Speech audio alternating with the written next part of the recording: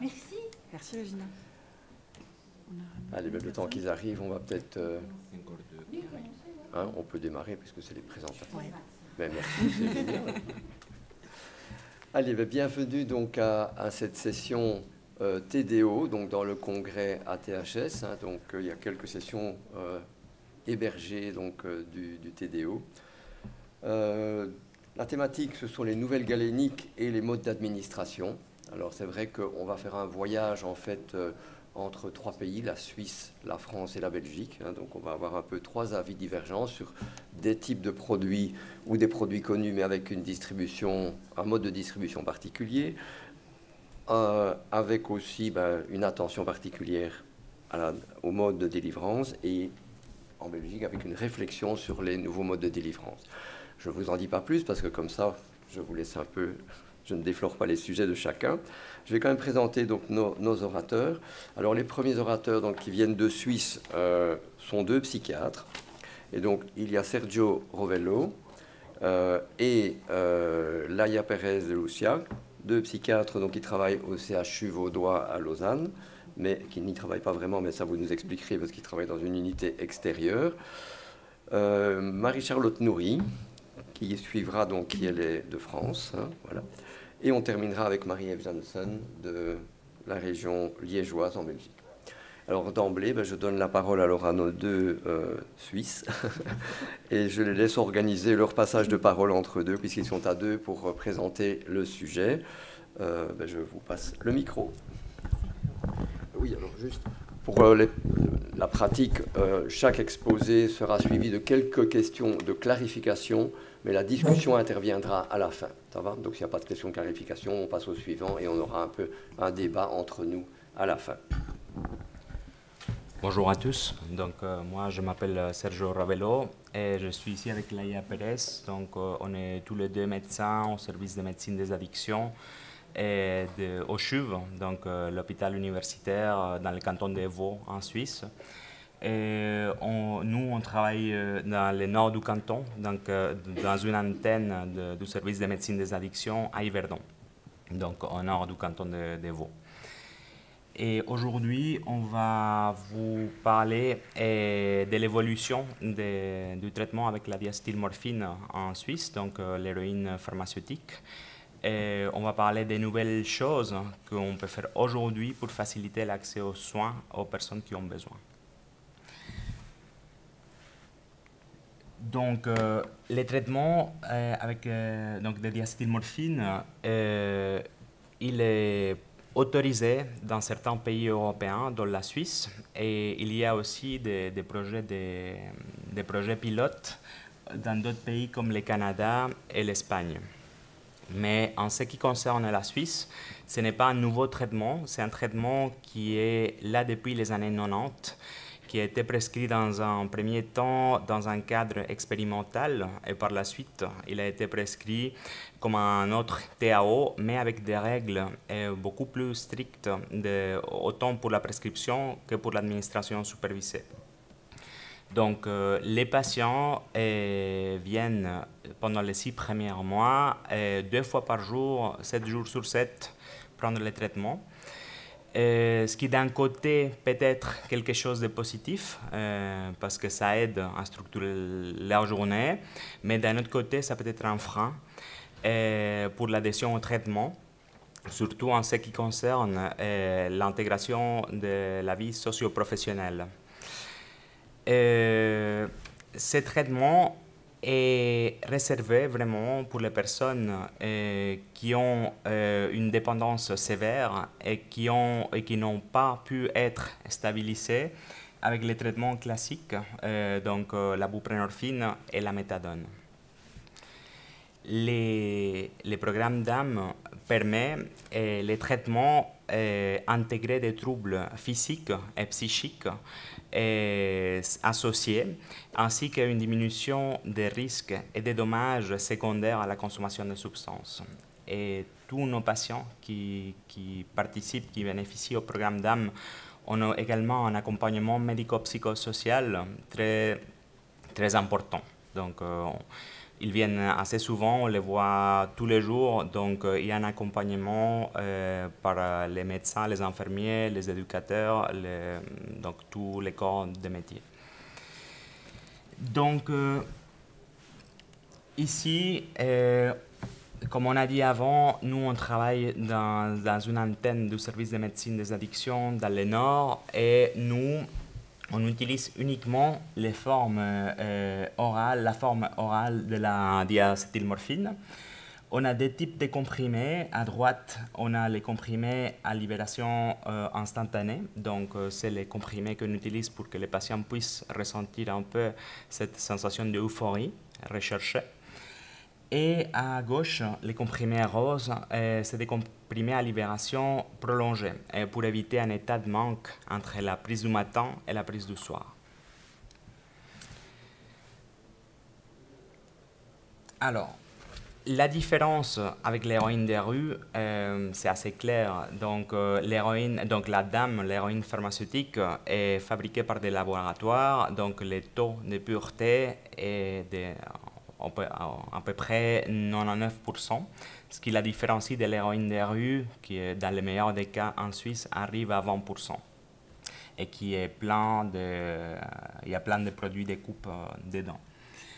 Donc, la diacétylmorphine permet l'entrée en soins et la diminution de la consommation, voire l'arrêt des consommations. Et donc, c'est très important, cet aspect.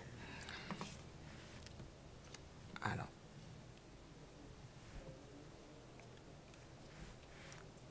les programmes d'âme dans la littérature, donc toutes les études montrent que l'administration de la diacétylmorphine ont un impact assez important sur la mortalité, donc avec une diminution de la mortalité et aussi une diminution des maladies comme les VIH et les hépatites.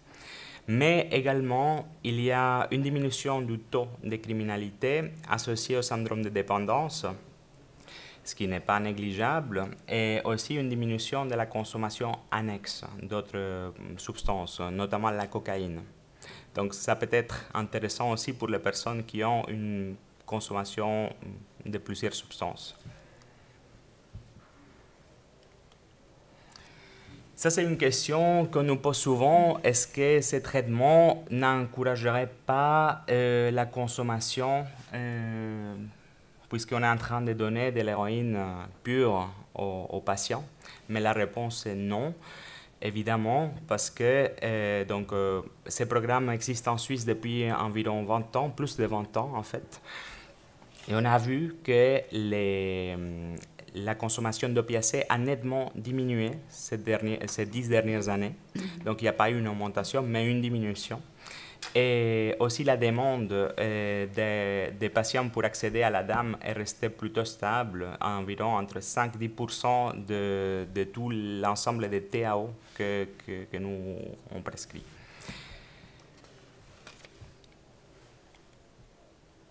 Par rapport au rétablissement, il y a aussi cette question, est-ce que c'est possible de se rétablir avec la prescription de la diacétylmorphine? Donc, il faut comprendre le syndrome de dépendance comme une maladie à long terme. Donc, oui, c'est possible une amélioration de la qualité de vie et de la santé. Et d'ailleurs, les monitorings en Suisse montrent que les patients qui bénéficient de ces programmes au bout d'un certain temps, ils arrivent à trouver une stabilité avec une diminution, voire arrêt des consommations. Et beaucoup, ils reviennent vers un TAO classique. Donc, les patients qui ont pu rentrer en soins se sont stabilisés. Après, ils reviennent sur la morphine ou un autre TAO classique. Et d'autres arrivent à arrêter complètement tout traitement. Donc, ça, c'est vraiment une réussite. Aussi, la question des risques de surdose mortelle. On a vu que le risque il est très faible. C'est noté là-bas, le risque de dépression respiratoire avec les injections, il est assez faible, comme vous le voyez. Mais avec les comprimés, c'est encore moins.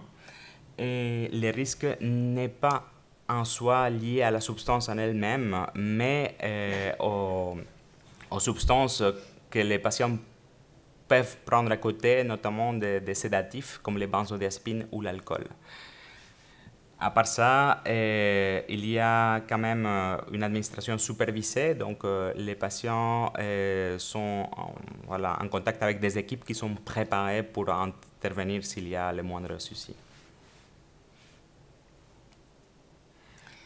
Et quelques données encore sur la dame en Suisse. Donc, en Suisse, il y a une vingtaine de programmes d'âme dans tous les pays et il y a environ 150 nouvelles entrées en soins par année, avec environ 1700-1800 patients au total en Suisse qui bénéficient du programme.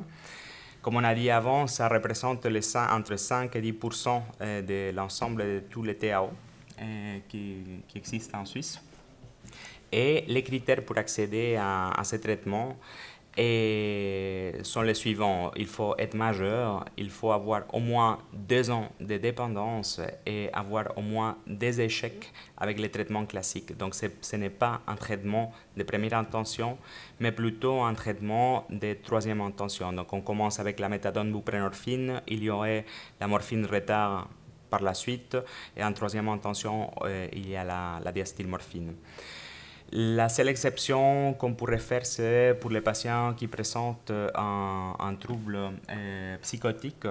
On pourrait, avec une consommation bien évidemment d'opiacés concomitantes, dans ces cas, on pourrait donner d'emblée la diacétylmorphine parce qu'on a observé qu'il y a quand même un effet antipsychotique spécifique. Alors, je reprends. Merci. Alors moi je vous parle plus concrètement du programme d'âme dans notre unité, l'unité de consultation ambulatoire du Nord-Vaudois. On travaille sur le canton de Vaud. À l'origine, il y avait juste le service de médecine des addictions qui est tout en bas, à Lausanne. Et on s'est rendu compte que le territoire, il était très extens, qu'il y avait surtout dans la partie du nord, où il y a Yverdon tout à côté, il y a le Jura vaudois et la partie de la Broye. Géographiquement, c'est une zone de plus difficile d'accès. C'est difficile les déplacements. Ça peut coûter 2-3 heures d'arriver jusqu'à Lausanne. Du coup, pour les patients, c'était très difficile l'accès aux soins. Et on a ouvert une nouvelle unité en 2013 à Yverdon pour essayer de s'approcher à toute cette population. Donc c'est une unité qui essaye, où on fait, en fait, on met en place la plupart de tous les programmes qui se font au centre, on les fait nous là-bas. C'est une équipe un peu plus réduite, on travaille de lundi au vendredi.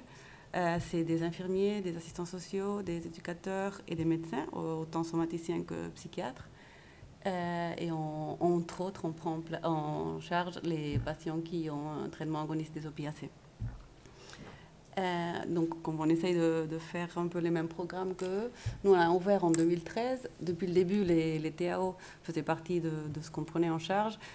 La limitation qu'on a, c'est qu'eux, ils ont une remise quotidienne toute la semaine. Ils sont ouverts, ils pouvaient faire la remise. Nous, on était ouverts du lundi au vendredi uniquement. Du coup, on a depuis le début mis en place un partenariat très étroit avec les pharmacies. Nous, on faisait l'introduction des traitements et après, rapidement, c'était la pharmacie qui reprenait et faisait la remise, comme dans beaucoup d'endroits, j'imagine. Ce qui était peut-être un peu différent chez nous avec le centre. Donc, en 2018, le centre, ils ont mis en place le programme d'âme, donc la diacétylmorphine, avec cette obligation qui n'était pas parce qu'on voulait, mais c'est la loi, la LSTUB qui régule comme ça. Il faut que les patients ils aillent obligatoirement les premiers 6 mois, 2 fois par jour, 7 jours sur 7, sur les centres autorisés, centres EGB. Et c'est obligatoire qu'ils aillent dans ces centres chaque jour pour prendre leur traitement. Donc, quand nous, en 2024, on a décidé de mettre en place le même traitement, on s'est retrouvé que nous, on ne pouvait pas le faire 7 jours sur 7. Parce que, je vous mets un peu ce qu'on fait. Nous, on fait que la remise Péros. Ils peuvent venir 2 fois par jour, mais les samedis et dimanches, on n'est pas ouvert. Ils ne peuvent pas venir prendre son traitement. Donc, au début, pendant les premiers mois, ce qu'on faisait, c'était donner 2 options aux patients. Ou ils faisaient le trajet samedi et dimanche jusqu'à Lausanne, ou ils avaient un TAO classique à la dose équivalente pour substituer pendant le week-end. Il n'y a personne qui a voulu aller à Lausanne parce que vraiment les déplacements, ça paraît bête, mais c'est beaucoup. Et en plus, il n'y a pas que le temps, mais en plus en Suisse, en tout cas, c'est hyper cher. Et notre population, ils n'ont pas quand même une économie énorme, donc ils ont pris la plupart le TAO alternatif.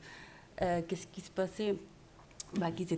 Alors, ça fonctionnait, on pouvait faire l'introduction, mais ça posait certains problèmes. Déjà, c'était un peu une situation d'inéquité par rapport aux autres personnes qui avaient Lausanne à côté et qui pouvaient faire les 7 jours de traitement. Et on risquait de perdre certains patients parce que justement, ils n'étaient pas bien couverts.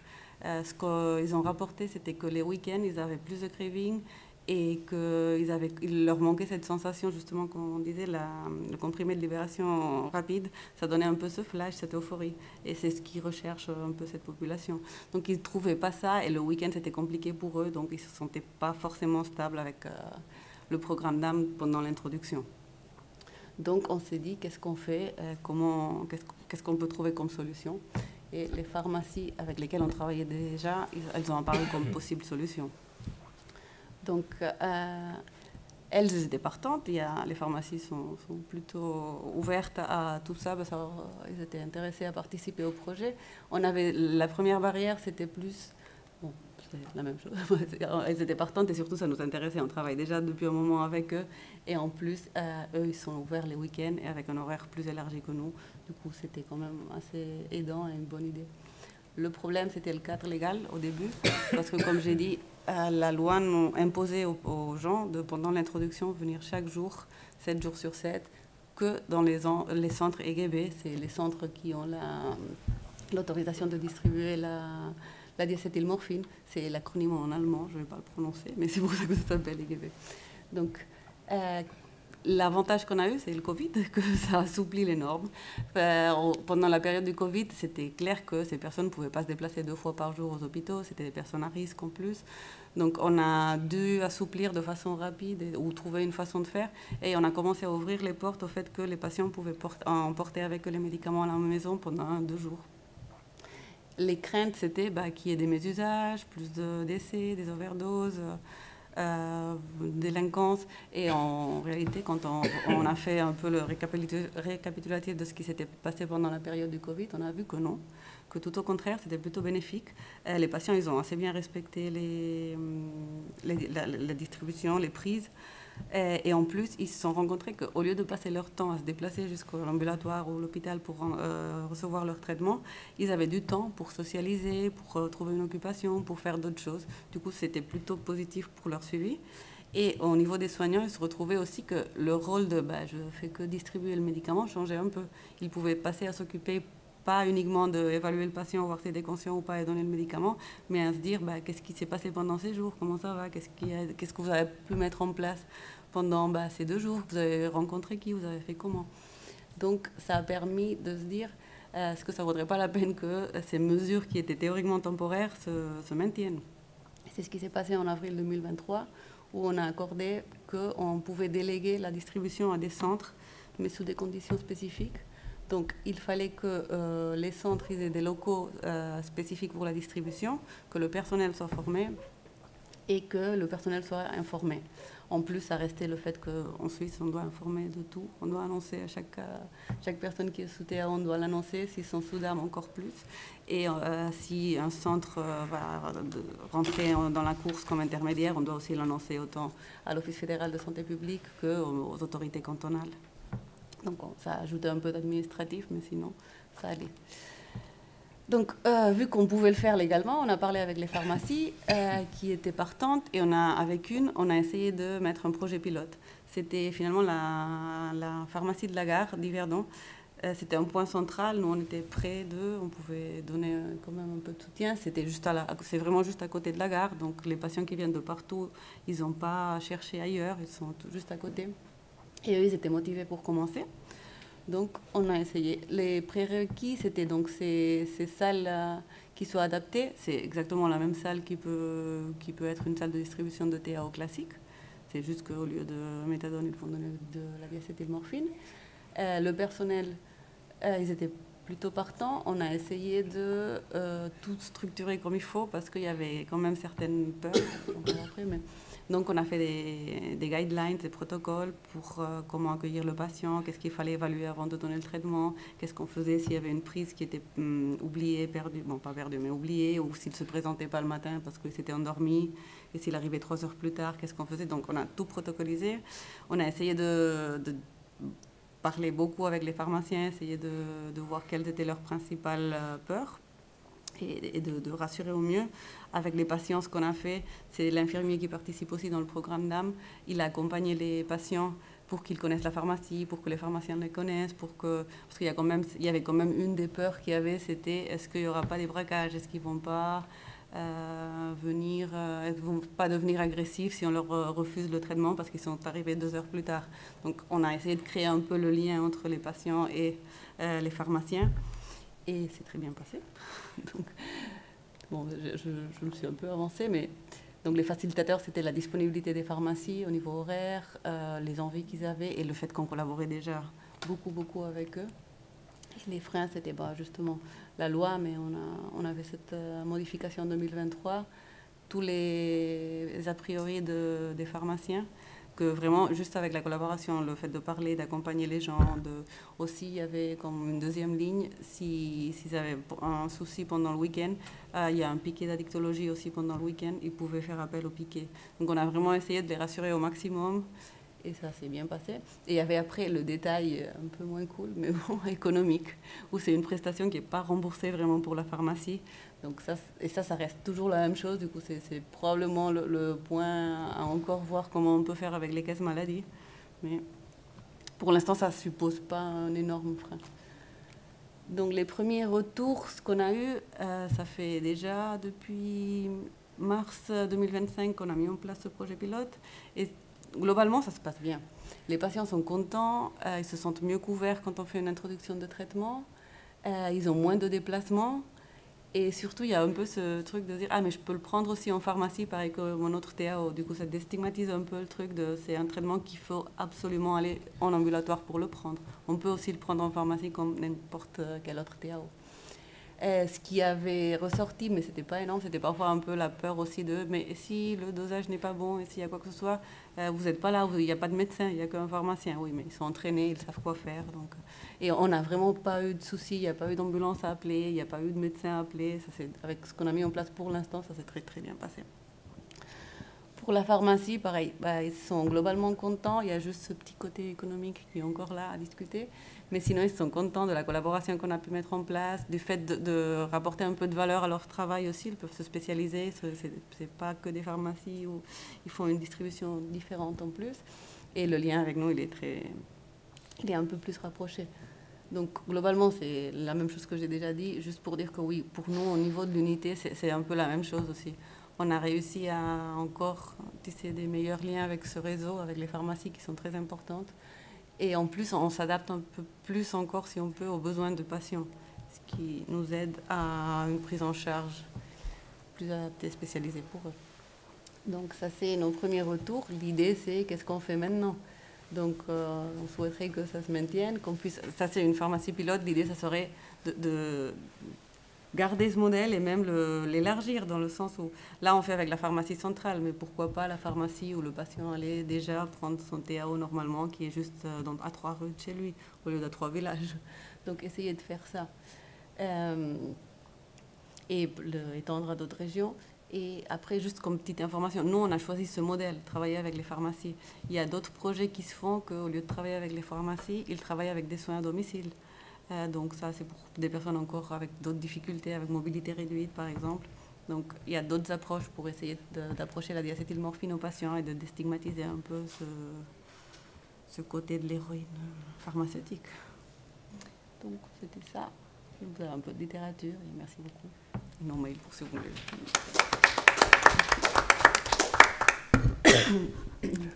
Merci beaucoup. Merci. Et donc, effectivement, moi, je relève évidemment cet intérêt sur le relève vers des acteurs de première ligne. Alors, bien sûr, dans votre expérience, ce sont les pharmaciens, mais je trouve qu'on oublie souvent ces acteurs-là qui sont finalement des professionnels de santé aussi, et avec un regard clinique, parce que ils ont quand même étudié la chimie des médicaments, et qu'avec des des protocoles qui leur permettent de limiter les peurs et des facilitateurs qui sont les rassurer et les former, on arrive à des solutions. Moi, j'avais juste une question, et puis je passerai à la salle. Quelle est la durée des traitements? Enfin, combien de temps les patients restent-ils en traitement d'âme, en moyenne? Je ne sais pas, vous avez des chiffres là-dessus? Ils restent 1 an, ou ils partent 3 mois ou... Il n'y a pas de durée définie. Il n'y a pas de durée définie. Donc, autant que le patient a besoin, il peut rester dans le programme. Mais environ, on a vu qu'environ 2 ans plus tard, ils reviennent vers les autres offres de TAO classiques, mais ça dépend vraiment, c'est un peu à la carte. Okay. Alors, est-ce qu'il y a des questions d'éclaircissement pour la salle? Oui. On va prendre le micro. C'est savoir ce que vous donniez le week-end quand vous ne leur remettiez pas d'héroïne. Qu'est-ce que vous donniez comme traitement alternatif? C'était du sulfate de morphine ou la méthadone? Oui, alors on privilégie la morphine retard, donc, parce que c'est la substance la plus proche de la diacétylmorphine, mais il y a des patients qui sont sous méthadone ou elpolamidon et on continue avec ces traitements, c'est aussi faisable. Et ils peuvent amener combien de jours de traitement chez eux? Alors, après la modification de la loi, actuellement, les patients ils peuvent avoir jusqu'à 1 semaine de traitement s'ils respectent les conditions, c'est-à-dire si c'est des patients qui sont stables et qu'on n'a pas de crainte qu'ils puissent détourner les traitements. Donc, on pourrait donner jusqu'à 1 semaine de traitement et aussi jusqu'à 1 mois pour les vacances, mais c'est un traitement qui doit rester en Suisse, donc ils ne peuvent pas partir en France ou en Italie avec. Ok, est-ce qu'il y a d'autres questions d'éclaircissement, clarification? Attends, on va prendre le micro, ce sera mieux pour le... Oui, mais c'est pour l'enregistrement. Ah oui, c'est aussi par rapport au switch du DAM vers un autre TAO. Vous dites que c'est à la carte, mais il faut bien avoir des critères. En général, c'est le patient qui demande ça, ou bien c'est le soignant qui initie le passage de l'un à l'autre? Enfin, avec quels critères subjectifs ou objectifs vous décidez ou vous encouragez d'arrêter le DAM et de passer à la méthadone ou à la buprenorphine? Alors, souvent, c'est parce que c'est beaucoup trop contraignant pour certains patients de venir 2 fois par jour. Et donc, dans ces cas, on a eu des patients qui ont voulu revenir en arrière parce qu'ils ne se sentaient pas en mesure de venir 2 fois par jour. Il peut y avoir d'autres raisons aussi.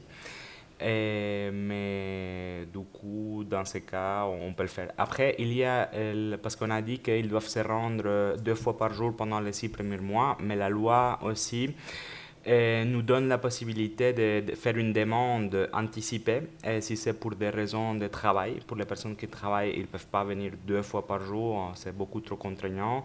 Et donc, dans ce cas-là, on pourrait déjà amener à l'emporter beaucoup plus tôt, ou des personnes avec des mobilités réduites.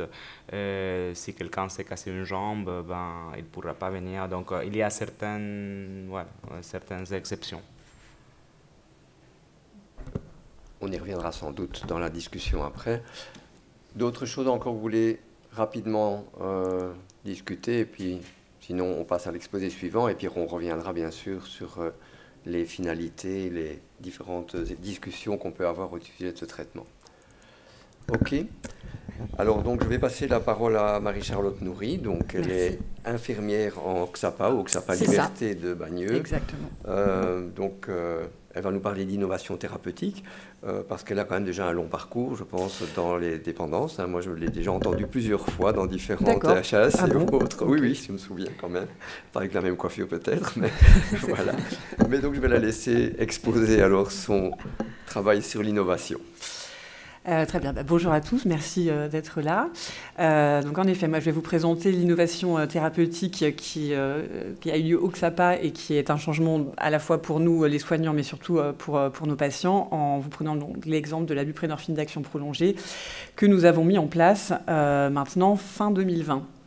Le XAPA de Bagneux, pour les personnes qui ne connaissent pas, donc nous, c'est un centre d'addictologie qui fonctionne un peu comme un hôpital de jour, où les patients viennent, c'est ouvert de 8h30 à 19h30 en fonction des journées ou des demi-journées, et les patients viennent chercher leur méthadone ou leur buprenorphine, et il y a aussi tout un travail avec des éducateurs, les médecins, et puis... et tout un travail social, etc. Donc c'est un lieu où ils peuvent venir pendant toute la journée. C'est pas que de la délivrance de médicaments. Il y a aussi tout un tas de démarches sociales qui peuvent être faites. Donc nous, on a été un des premiers centres en France à avoir mis en place la buprenorphine injectable à libération prolongée. C'était déjà, donc il y a un moment, effectivement, fin 2020. Donc comment on a procédé? Donc on l'a anticipé, cette mise en place avec les patients qui étaient intéressés. Donc on est parti du principe que tous nos patients pouvaient être intéressés, à condition bien sûr qu'ils aient déjà un traitement agoniste opiacé.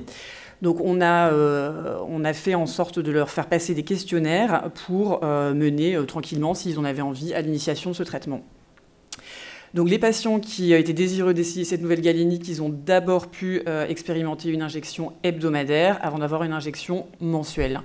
Ça, c'était vraiment dans les débuts. Maintenant qu'on a beaucoup plus l'habitude, on peut aussi faire maintenant expérimenter pour un patient une injection mensuelle directement, à condition qu'il ne soit pas naïf effectivement de buprenorphine ou de méthadone. La buprenorphine XAPA, ça représente à peu près donc 150 patients qui sont donc sous buprenorphine haut dosage à Bagneux, avec plus ou moins 35 patients sous Buvidal. Donc j'ai noté que c'était toute unité confondue parce que nous sommes en effet un XAPA avec plusieurs unités, mais dépendant en fait de l'hôpital Paul Guiraud de Villejuif, mais on a plusieurs unités extra-hospitalières.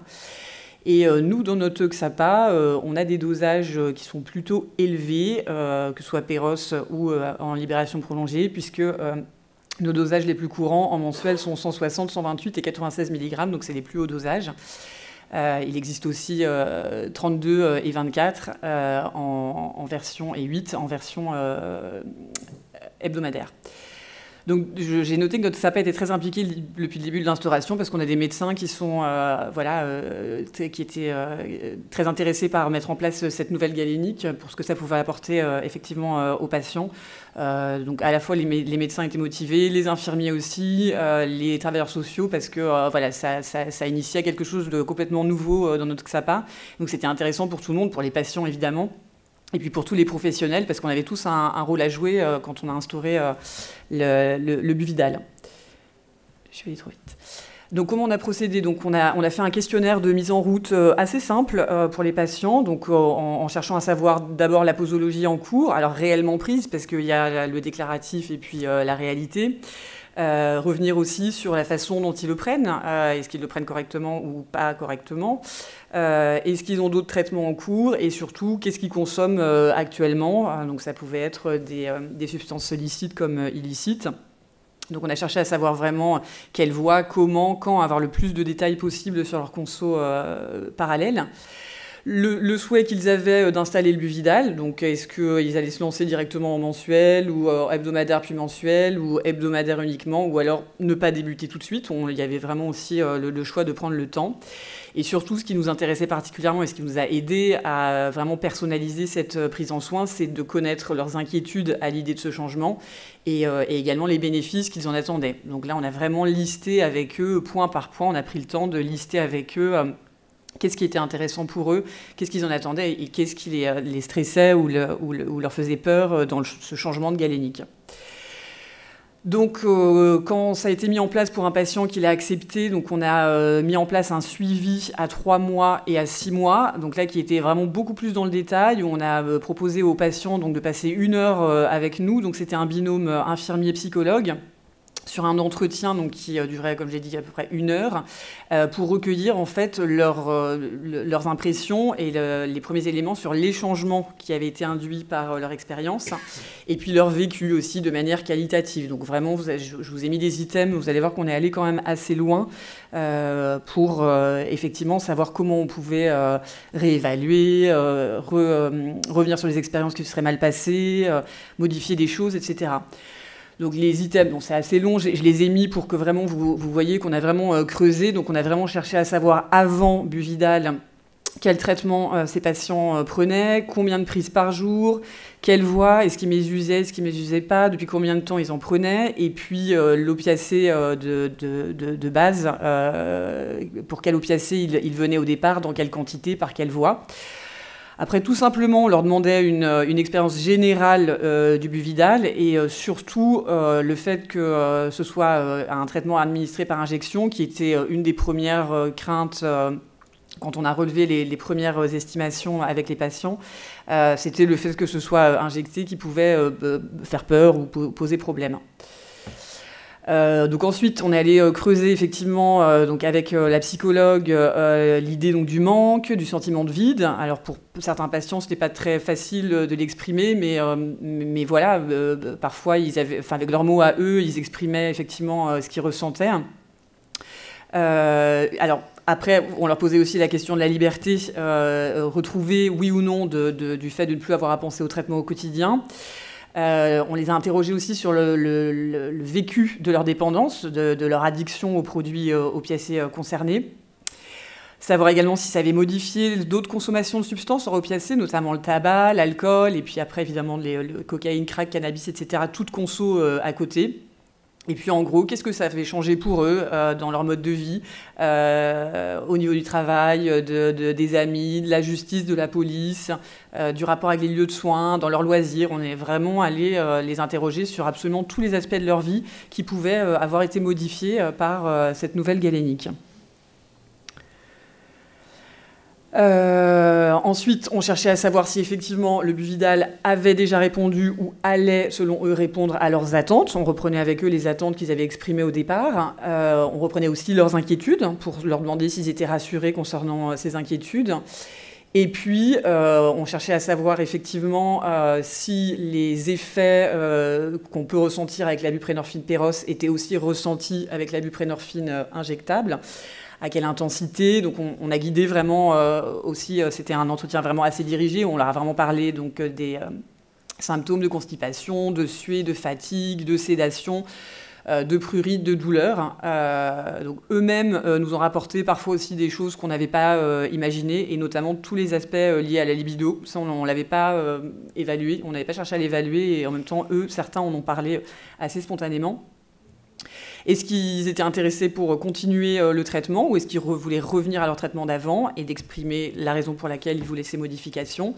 Et puis pour ceux qui voulaient arrêter, de connaître les raisons pour lesquelles ils avaient arrêté le traitement. Donc c'était des entretiens très très intéressants qui ont forcément créé beaucoup de liens entre nous et ces patients-là, parce que voilà, c'était une petite cohorte et on n'avait jamais eu l'occasion d'être aussi auprès d'eux et de vraiment de leur poser des questions très précises sur la façon de consommer, comment ils sont arrivés à la consommation, quelle était leur vie, quelle est leur vie actuellement, enfin vraiment de rentrer dans leur quotidien et puis dans leur passé aussi. Ce qu'on ne sait pas forcément quand des gens viennent dans un XAPA prendre un traitement de substitution, on n'est pas forcément entré déjà dans leur conso, qui y sont, etc. Donc là, c'était vraiment un moment important et intéressant pour ça, pour tout notre travail infirmier. Donc ça, c'était pour le questionnaire un peu précis d'1 heure. Il reste un suivi quand même IDE assez rapide quand même après chaque injection. Donc pour savoir un peu comment ça va la personne actuellement, est-ce qu'elle se sent sous-dosée, surdosée, est-ce qu'elle pense qu'elle est bien dosée, où est-ce qu'elle en est avec les effets de manque, est-ce qu'elle a eu du craving, comment ça s'est manifesté, donc est-ce qu'elle se rappelle comment, est-ce que c'était un moment particulier lié à quelque chose en particulier, est-ce qu'il y a eu besoin d'une interdose, parce que ça on le propose aussi pour les patients qui peuvent revenir entre 2 injections mensuelles, on peut refaire un petit booster de 8 mg si c'est nécessaire. On leur redemande également s'il y a des effets secondaires, des effets à déclarer. On regarde le point d'injection précédent, voir s'il n'y a pas eu d'induration ou si voilà, tout s'est bien passé. Et puis, est-ce qu'il est satisfait? Et puis, est-ce qu'il souhaite poursuivre les injections? Donc, à chaque fois, ça, c'est un questionnaire qu'on fait avec le patient à la suite de chaque injection. Donc le gros questionnaire qui durait 1 heure et qu'on a mené à 3 mois et à 6 mois, on en a fait une étude qu'on a appelée OPAL et qui a été donc menée entre mai et juin 2022 au XAPA, donc qui s'est appelée modalité d'instauration en vie réelle au sein du XAPA d'un traitement agoniste opioïde par Buvidal et facteurs associés à sa réussite. Et il y a eu également un article qui a été publié donc, dans une revue médicale spécialisée pour effectivement reprendre également les résultats de cette étude et de savoir précisément comment les patients vivaient ce changement de galénique. Donc on peut dire que majoritairement le buvidal, la buprenorphine LP a répondu aux attentes de la majorité des patients. Donc tous les items positifs, c'était l'efficacité déjà et l'amélioration de la qualité de vie.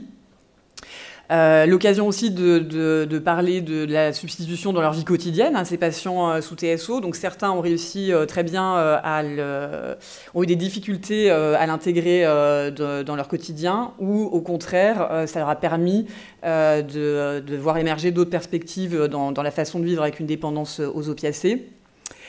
Avec le recul, donc nous, on s'est dit qu'il fallait qu'on questionne mieux et qu'on cote mieux les effets secondaires qui étaient assez généraux. On aurait dû vraiment aller dans le détail de savoir sur des échelles, peut-être faire des échelles, ce qu'on n'a pas fait.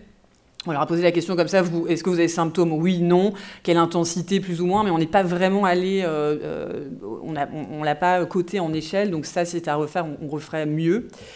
Donc, on a constaté que les patients avaient les mêmes effets secondaires que la galénique orale, donc des effets qu'on connaît, constipation, les sueurs, la fatigue, les céphalées. Mais c'était difficile de savoir si c'était inchangé, amélioré ou dégradé avec la forme LP. Ça, on n'a pas vraiment pu l'évaluer. Mais pour tous les patients, donc c'est une projection sur des nouvelles perspectives. Alors eux, ils s'imaginent même avoir une forme injectable avec une durée encore plus allongée. C'est le souhait de certains, de partir sur 2-3 mois. Parce qu'un mois, c'est vite passé finalement quand on part en vacances. Donc voilà, c'était l'idée de vraiment tranquille, un bon moment. Et puis aussi, pour les patients, c'est l'occasion de parler de diminution, beaucoup plus qu'avec les comprimés à prendre Péros. Et effectivement, de parler aussi plus de l'arrêt. C'est le fait de s'injecter le buvidal. À terme, c'est des patients qui nous demandaient, bon alors, et comment j'arrête, et comment on fait pour arrêter, etc. Donc on n'avait pas forcément ces conversations-là avec les patients sur les comprimés Péros.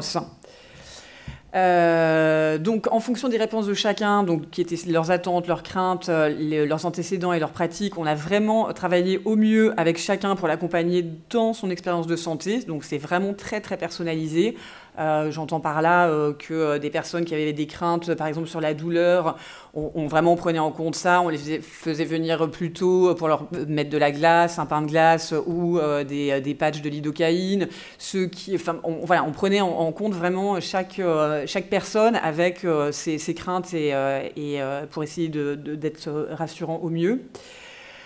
Puisque effectivement la mise en place de ce traitement, ça a des répercussions en fait énormes, sociales, professionnelles, personnelles et autant que médicales. Et ça, les patients s'en étaient peut-être pas forcément rendus compte au moment où ils ont fait ce choix. De récupérer du temps notamment et d'avoir effectivement une charge mentale très très diminuée, puisque plus à penser le lendemain, mon traitement, etc. Donc, avec eux, nous, on a construit en fait notre offre de soins vraiment personnalisée et on a également nous-mêmes, les infirmières et les travailleurs sociaux et les médecins, vraiment gagné en compétences en écoutant nos patients et en essayant de répondre aux effets qu'ils nous décrivaient, aux choses qu'on devait modifier ou des thèmes sur lesquels on devait les aider.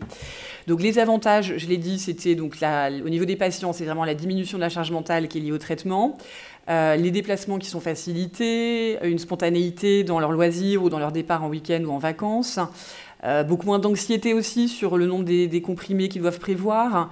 Ils ont apprécié aussi toute la discrétion qu'il y a autour du traitement. Ils viennent au XAPA, ils repartent, personne ne sait où ils étaient. Enfin, voilà, il n'y a pas de traces. Et aussi l'occasion pour eux de parler santé plus généralement et pour nous d'améliorer vraiment l'alliance thérapeutique avec eux, parce que c'était l'occasion là de parler de tout un tas de thématiques santé avec eux, ce qu'on ne faisait pas forcément habituellement. Donc ce qui est plus à nuancer pour eux, c'est l'effet plateau. Certains l'ont trouvé agréable et d'autres l'ont plus ou moins bien vécu. Donc en positif, ils ont apprécié la stabilité que permet ce traitement. Et par contre, certains ont effectivement regrettent l'effet un peu boost que permet la prise d'un comprimé. Et que ça pouvait leur manquer, mais qu'à la fois ils appréciaient le fait de ne pas être en dents de scie et de montagne russe au niveau des envies, etc. Et dans tous les cas, ils nous ont parlé d'une prise de distance avec la dépendance aux opiacés. Moins on la voit et forcément plus on l'oublie. Et si on n'y revient pas tous les jours, à un moment on se le sort de la tête. Alors les freins, c'était donc la douleur à l'injection. Ça, c'est de moins en moins vrai parce que, alors ouais, ils se sont habitués et c'est moins quelque chose mais je pense parce qu'on a répondu à leurs attentes aussi en proposant effectivement de la glace ou de la lidocaïne ou un peu d'hypnose, de conversation, voilà, hypnotique avec le patient. La peur qu'ils avaient, c'est le manque aussi, de ne pas savoir exactement quand est-ce que ça va arriver. Justement, cette date hypothétique un peu du début des symptômes. Et le fait que si ça commence, comment on fait si on n'est pas sur place, si j'ai pas le temps de venir demain, etc., comment je vais faire. Donc cette obligation, effectivement, de revenir à la clinique. Le fait aussi d'être dépendant à un geste qui est effectué par un infirmier. Et puis le fait que ce soit une délivrance hospitalière ou que ça pas uniquement. Donc ça pouvait être parmi les freins qu'ils avaient exposés. Au final, donc, les changements induits par cette nouvelle galénique, c'est donc le renforcement du rôle propre infirmier au XAPA avec vraiment une alliance thérapeutique consolidée. Comme je le disais, c'est un soin qui est propice à détecter, à évaluer aussi d'autres problèmes de santé et à permettre une réorientation appropriée de ces patients. Certains patients ont aussi pu prioriser d'autres domaines au niveau de la santé parce qu'ils n'avaient pas forcément pris le temps d'en parler et là, c'est des moments finalement qui leur sont réservés pour parler d'eux. Et également au niveau de l'aménagement du lieu, puisque nous, on a vraiment changé l'espace du XAPA pour permettre d'avoir une salle de soins dédiée qui permet de recevoir les patients dans un espace qui est distinct du lieu de dispensation. Et ça, on ne l'avait pas au départ. Donc, on l'a vraiment mis en place grâce au Buvidal. Donc, ça permet vraiment d'être sur un entretien et un moment intéressant, je redis, avec le patient.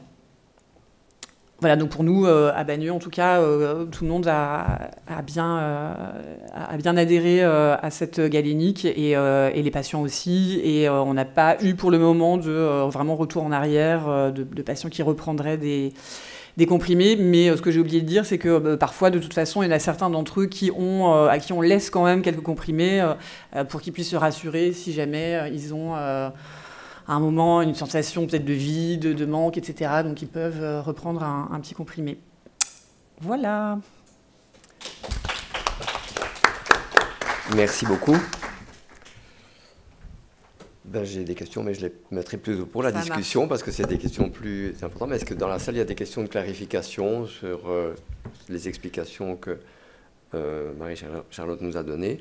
Je voulais quand même relever que c'est aussi une autre profession encore que l'on implique dedans. Donc oui. Là, on a parlé du pharmacien, mais aussi un peu des infirmiers à domicile. Là, on parle de l'infirmière du XAPA et du rôle qu'elle peut jouer donc, dans la relation. Et je trouve que c'est vraiment chouette, puisque c'est vraiment un peu aussi ce qu'on a déjà discuté dans d'autres sessions, cette ouverture du réseau dans lequel le patient est, et ça vous l'avez relevé aussi, avec cette notion que le patient est partenaire de son traitement et va donner son avis. Et c'est là-dessus que j'aimerais bien revenir tout à l'heure. Mais est-ce qu'il y a des questions? Oui, Didier. Docteur Touzeau. Oui. Non, parce que, en fait, implicitement, mais tu ne l'as pas dit, est-ce que vous avez constaté qu'il y avait des moments où ils avaient envie d'héroïne, et est-ce qu'ils vous ont pu vous en parler alors qu'ils étaient en traitement? Oui. Et ouais, bien sûr, c'est arrivé. Ils sont très, très libres de parler. Oui. Enfin, en tout cas, oui, ces entretiens qu'on a fait avec eux a créé une vraiment intimité. Donc, ils nous ont parlé effectivement parfois de leur envie d'héroïne ou de conso, ce qu'ils n'auraient peut-être pas fait. Et le comprimé que tu donnais servait à ça? Non. Non, d'accord. Non, parce que sinon, on aurait pu se poser la question quand tu l'as dit. Non, c'était par rapport à ça que tu le donnais. C'était par rapport plutôt aux peurs du manque, c'est plutôt une anticipation de quelque chose. En étant bien stabilisés, finalement, oui. Ils peuvent parler d'autant mieux de leur envie d'héroïne. Exactement. Et donc, vous pouvez le travailler autrement que il va rechuter. Absolument. Puisqu'il est en sécurité avec un traitement. Et du coup, on peut travailler sur ce problème-là. Ce qu'on ne peut pas faire, d'ailleurs, avec les autres traitements. Parce que sinon, des fois, on a la crainte qu'on précipite une rechute hein, quand on le faisait. Rien d'évoquer l'histoire de la rechute. Voilà. C'était ça que je voulais comprendre dans ce que tu avais dit. Ok, merci Didier. Est-ce qu'il y a d'autres questions? Bon, ben alors on va continuer notre voyage. Donc après la Suisse, on est parti en France et on termine alors en Belgique avec donc une collègue, donc Marie-Ève, donc est médecin généraliste. Elle travaille à Liège. Moi, je suis à Mons. Elle parle de son travail plutôt en maison médicale, mais on collabore tous les deux dans un réseau qui s'appelle le réseau Alto, dont on est tous les deux membres, et donc qui est un réseau de formation en région wallonne, donc la partie francophone du pays, où on fait de la formation pour les acteurs de terrain autour des dépendances.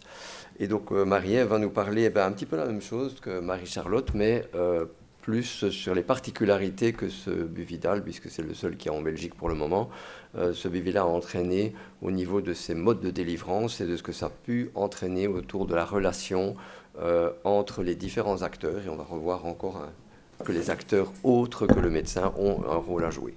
Marie-Ève, c'est à toi. Voilà, donc moi je vais vous parler, alors on l'appelle BAP, BLP, en tout cas l'appellation officielle en Belgique c'est buprenorphine à libération prolongée.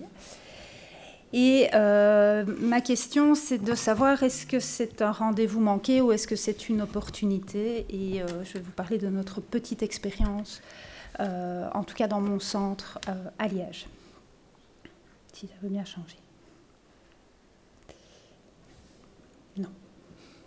Voilà.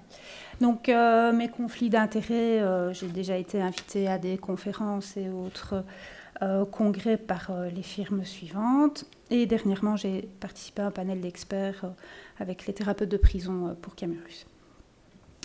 En deux petits mots, moi je suis médecin généraliste et 100% médecin généraliste.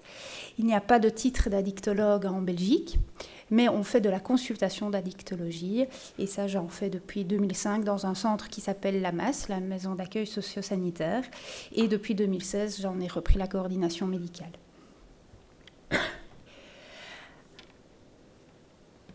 Alors, un petit tour d'histoire des TAO en Belgique. Donc en 1994, les TSO ont été autorisés, entre guillemets, par consensus suite à différentes conférences. Dominique me rappelait tout à l'heure que la première avait eu lieu en 1992. Mais en tout cas, dans mes recherches, j'ai retrouvé moi 1994. Et donc, les premières prescriptions de méthadone et de buprenorphine ont pu avoir lieu en Belgique sans se retrouver en prison. En 1995, les premières masses ont été créées pour répondre à le besoin des patients qui étaient consommateurs. Et en 2004, les traitements de substitution ont été encadrés par un arrêté royal qui a un petit peu mis de l'ordre dans les prescriptions et les règles de prescription. En 2020, la buprenorphine à libération prolongée est arrivée en Belgique. Elle n'était disponible que dans les pharmacies d'hôpital et elle n'était pas remboursée. Et elle est remboursée seulement depuis 2022. Donc on a un petit peu de retard par rapport à d'autres pays. Alors le centre où je travaille s'appelle StartMass. C'était un peu petit, je suis désolée. Donc elle a été créée en 1995. Et nos missions, c'est principalement la réduction des risques, le suivi psychosocial, l'instauration, la délivrance et le suivi de traitement de substitution. En sachant qu'au début, on avait uniquement la méthadone, la buprenorphine n'était vraiment pas présente. Et on a commencé à prescrire de la buprenorphine seulement en 2010, enfin aux environs de 2010. On a une particularité, c'est qu'on est un des 2 seuls centres en Belgique à pouvoir délivrer de la méthadone, enfin des traitements de substitution, alors qu'on n'est pas une officine de ville et on n'est pas une officine d'hôpital. On a une exception qui nous a été accordée à la création, en fait, en 1995. Alors, qui est-ce qu'on a dans notre patientèle ? Donc j'ai été rechercher, j'ai fait un peu des statistiques sur nos chiffres ici en 2025 et nous avons 574 patients différents qui ont eu au moins un contact depuis le début de l'année, en sachant qu'on estime qu'il y a plus ou moins 3000 consommateurs réguliers sur Liège, grande ville. Donc voilà, on en a quand même un bon paquet qui sont chez nous, avec une moyenne mensuelle de 250 patients. Dans les 574 patients, il y a des gens qui viennent tous les jours, puisqu'on est un centre de délivrance de traitement et leur traitement est délivré chez nous. On est ouvert 365 jours par an. Et il y en a qui viennent une fois, 2 fois, 3 fois et qu'on ne voit plus. Principalement des hommes et un âge moyen de 38 ans qui diminue. On avait eu une augmentation ces dernières années et là on voit qu'en fait ils se rajeunissent ou nos plus âgés sont décédés malheureusement. C'est peut-être une hypothèse. Alors cette dia-ci, c'était pour vous illustrer en fait la fréquence et l'importance des contacts qu'on a avec nos patients. Donc en 2025, les accueils, ici que vous voyez à la deuxième ligne, 16 000 accueils. Donc ça veut dire qu'il y a eu 16 000 contacts avec les 574 patients dont je parlais. Et les soins infirmiers que vous voyez ici, 13 304, c'est parce que la plupart des gens qui viennent régulièrement viennent chercher aussi leur traitement. Donc on est un centre qui a un rôle assez particulier à Liège d'être la délivrance des TAO. Alors, on a 10% de nos patients qui n'ont pas de TAO, qui viennent pour les consultations sociales ou psychiatriques ou psychologiques et qui sont suivis par ailleurs. Mais on en a 90% qui ont leur traitement prescrit chez nous, dont 20% vont être délivrés chez nous et 70% dans les officines de ville. Historiquement, en Belgique, la méthadone a été la première molécule à être prescrite. C'est une préparation magistrale préparée par les pharmaciens. C'est plus facile, enfin c'est relativement aisé pour eux de la préparer.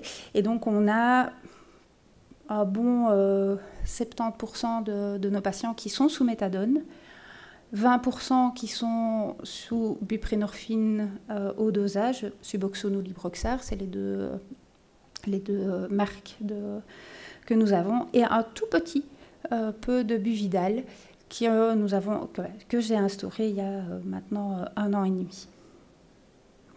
Alors, quelle est notre expérience avec la buprenorphine à libération prolongée ? En Belgique, le médecin généraliste est primo-prescripteur. Il peut choisir la molécule et il peut choisir le mode de délivrance. Donc, que ce soit des comprimés ou l'injection, le généraliste peut les prescrire. C'est différent de ce qui se passe en France, évidemment. Et donc, on a cette liberté de le proposer assez rapidement. C'est aussi disponible en pharmacie de ville. Donc, les circuits de délivrance du produit sont différentes. Les premières demandes que nous avons eues, c'était les sorties de prison. Il faut savoir qu'à côté de Liège, il y a le plus gros centre carcéral de Belgique, qui s'appelle la prison de Lantin. Et il y a plus ou moins 1000 détenus, alors qu'ils ont une capacité de 500. Donc, vraiment surchargé. Et il y a vraiment beaucoup de turnover. Il y a des gens qui rentrent et qui sortent assez rapidement. Et donc, on a les traitements qui étaient instaurés en prison n'avaient pas de relais à l'extérieur. Et les premières demandes que nous avons eues venaient de ces patients qui avaient eu un traitement instauré en prison. Comme dans beaucoup de prisons à l'étranger, je pense que ça a été vu comme une opportunité pour aider les incarcérés à ne pas devoir être dépendants d'un traitement à délivrance quotidienne. Tant qu'ils sont incarcérés, ça se passe bien, mais dès qu'ils doivent sortir, s'il n'y a pas de relais, ça posait problème. Donc il y a eu un petit retour en arrière, donc, alors que c'était proposé d'emblée à tout le monde, enfin à toute personne qui disait qu'il était consommateur d'opioïdes. Maintenant, c'est plus discuté, il voit quand même s'il y a possibilité d'avoir un suivi en extérieur ou pas s'il devait y avoir une sortie. Étonnamment, on n'a pas eu d'initiation de traitement en milieu hospitalier, alors qu'on est adossé à un hôpital psychiatrique. Donc, j'ai une grosse question par rapport à ça qui me reste vis-à-vis de mes collègues psychiatres. Et pourquoi est-ce qu'ils n'instaurent pas ce traitement dans leur service? Et je suis la seule médecin à prescrire pour le moment sur les 6 médecins du centre. Alors mes collègues ont quelques réticences, ne comprennent pas très bien les tenants et les aboutissants de tout ceci, mais c'est en train de changer et on a surtout besoin d'un outil adapté à notre pratique basse seuil. Quand je parle d'outil, c'est surtout un arbre décisionnel et quand j'entendais Marie-Charlotte tout à l'heure, probablement un travail avec notre équipe infirmière pour voir un petit peu quelles sont les motivations de nos usagers et nos usagères. Alors, comme vous l'avez vu aussi, on a beaucoup de patients qui sont sous méthadone. Et le shift méthadone-buprenorphine n'est pas simple. Et donc, on a peu de candidats, en tout cas, chez qui on pourrait se dire qu'on peut passer facilement de l'un à l'autre. On a une très bonne collaboration avec une pharmacie qui nous livre en fait le Buvidal directement. Il faut savoir qu'elle nous livre aussi entre 40 et 60 litres de méthadone tous les mois, puisqu'on est centre de délivrance. Et donc, comme on avait déjà une très bonne collaboration avec cette officine, on est allé discuter d'un circuit de délivrance. Et donc, je prescris, le patient va avec sa carte d'identité à la pharmacie, paye l'injection, paye le Buvidal, et ensuite le Buvidal nous est livré et il peut venir faire son injection dans les jours qui suivent. Donc il n'y a pas une délivrance immédiate et ça c'est un petit problème quand même sur la motivation de nos patients. J'aimerais vraiment bien qu'on puisse avoir un petit stock chez nous pour pouvoir initier le traitement plus rapidement. Alors, j'ai une équipe infirmière qui est extrêmement preneuse et très collaborante, qui réalise les injections de la même manière avec de la glace, coucher les patients et est à l'écoute de ce que les patients peuvent nous expliquer de leurs sensations. Font de l'éducation thérapeutique et font le suivi. Et ça fonctionne vraiment très très bien.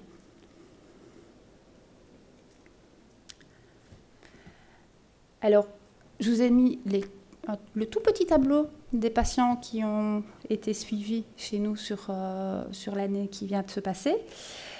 Donc, le lieu d'initiation est important. Ici, j'ai 2 patients qui ont commencé la BPA la BLP, en prison, et donc on a pris le relais assez rapidement, dont un patient qui est entré en prison en consommant de l'héroïne et qui n'est même pas passé par la Suboxone, qui a tout de suite eu la BLP et qui en a été très très content. L'hébergement, en fait, je fais une consultation décentralisée dans un centre d'hébergement qui s'appelle la maison familiale pour hommes, et on a instauré des traitements qui ont bien fonctionné parce que j'ai aussi une infirmière sur place qui est là pour assurer le suivi, pour rassurer les patients.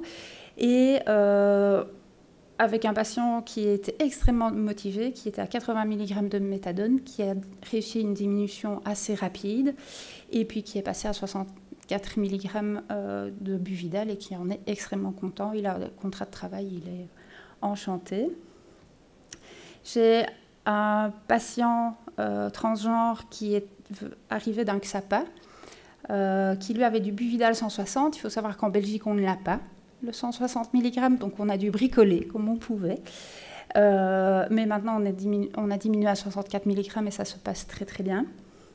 Et puis alors, c'est notre grande difficulté, des patients qui sont à des hauts dosages, à des dosages normaux de méthadone, qui aimeraient passer à la BLP, mais chez qui on a essayé le microdosage. Et malheureusement, ça n'a pas donné de bons résultats. Et donc, ces 2 patients n'ont pas réussi et ne veulent pas réitérer l'essai. Par contre, ici, j'avais un patient qui était à 20 mg de méthadone. On a fait du microdosage et ça s'est bien passé. Donc, voilà un petit peu notre expérience actuelle. Et moi, ça me pose vraiment beaucoup de questions et j'espère que le partage d'expérience pourra améliorer tout ça dans le futur. Alors les facilitateurs que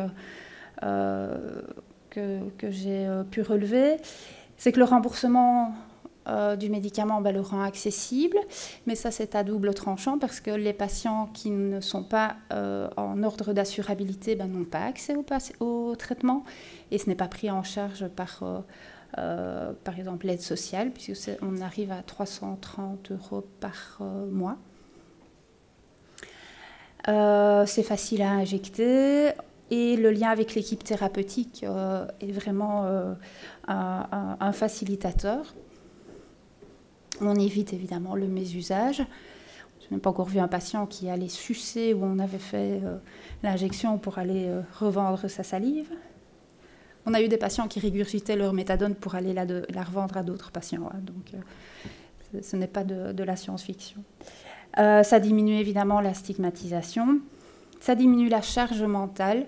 Le fait de ne pas devoir penser à prendre son traitement, à ne pas se dire « tiens, si je ne prends pas mon traitement dans les 2 heures qui viennent, je vais me sentir mal, etc. » Donc c'est très appréciable, en tout cas, c'est le retour qu'on a des patients. Et comme j'aime bien aller voir ce qui se passe dans les autres pays, je suis allée visiter des centres au Canada et en Grande-Bretagne pour avoir un petit peu leur retour, puisqu'ils ont plus d'expérience que nous et les retours sont quand même très positifs. Les freins, en tout cas chez nous, c'est le shift méthadone-buprenorphine, le fait de devoir diminuer à 30 mg pour avoir plus de chances que ça se passe bien. C'est très compliqué avec des patients qui sont très désinsérés, qui ont beaucoup de tentations de reconsommation. Donc ça, il y a vraiment quelque chose qu'on doit pouvoir travailler. Le circuit de délivrance, comme je vous l'expliquais tout à l'heure, le patient doit venir voir le médecin, aller à la pharmacie, payer le médicament, puis seulement ça nous est livré. Donc, il peut y avoir... ils arrivent à se perdre entre le numéro 22 et le numéro 26 de la même rue. Donc, avec la pharmacie, il y a aussi moyen qu'ils se perdent. Les défauts d'assurabilité, qui nous posent quand même problème. Et alors, les conditions de remboursement en Belgique, qui sont assez contraignantes. Le premier remboursement est valable 6 mois. Il faut le renouveler après 6 mois. Il sera valable alors pour 1 année, mais il faut chaque fois y penser. Et il y a une condition qui serait de faire des analyses d'urine régulières, etc. Alors que, en tout cas, moi, dans ma pratique, on en réalise très peu. Et puis, évidemment, la méconnaissance des médecins et des pharmaciens. Et donc, quand on a un patient qui part de chez nous, on espère qu'il puisse y avoir un suivi de son traitement. Et donc... moi, je souhaiterais vraiment que tous les médecins généralistes soient au fait de cette modalité de traitement. Donc, les questionnements actuels, c'est comment faciliter le shift méthadone-buprenorphine, comment terminer les traitements. Donc, ça vient très souvent dans la bouche des patients. Si je passe à ce traitement-là, et comment est-ce qu'on devra l'arrêter, enfin, comment est-ce qu'on pourra l'arrêter. Est-ce que c'est indiqué pour tous nos patients? Et ça me questionne énormément parce que actuellement, c'est plutôt le médecin, enfin, en tout cas dans notre centre, c'est plutôt le médecin qui décide de la molécule qui sera utilisée.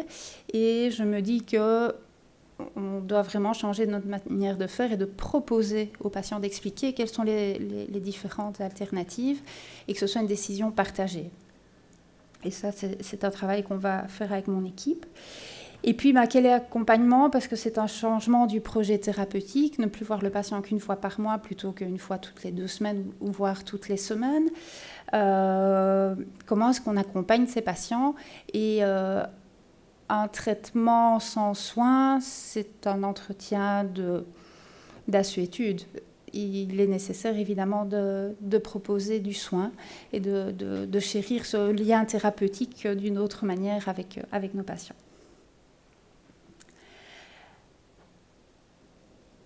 Je souhaiterais qu'on puisse créer un outil d'aide à la prescription qui serait utile à tous les médecins généralistes, et ça je pense que ce sera un boulot pour le réseau Alto.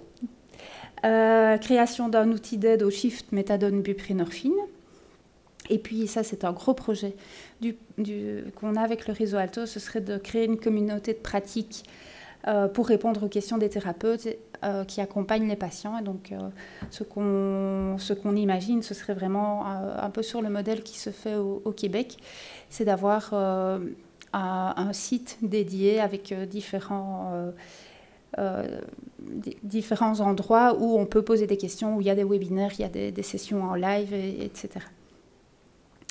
Et alors, une question aussi qui me paraît intéressante, c'est dont je n'ai pas encore beaucoup de réponses, c'est quel est le coût-bénéfice de ces traitements sur la santé publique, sur la société, sur les hospitalisations par exemple. Est-ce que quelqu'un qui est sous buprenorphine à libération prolongée, à terme aura moins d'hospitalisation pour des abcès par exemple, parce qu'il va moins consommer ce genre de choses. Et donc ça, on manque un petit peu de recul. En conclusion, nous sommes face à une nouvelle proposition thérapeutique qui pourrait répondre aux demandes des patients dans leur parcours de soins. On a un manque d'outils facilement utilisables en pratique basse seuil, mais pas qu'en pratique basse seuil.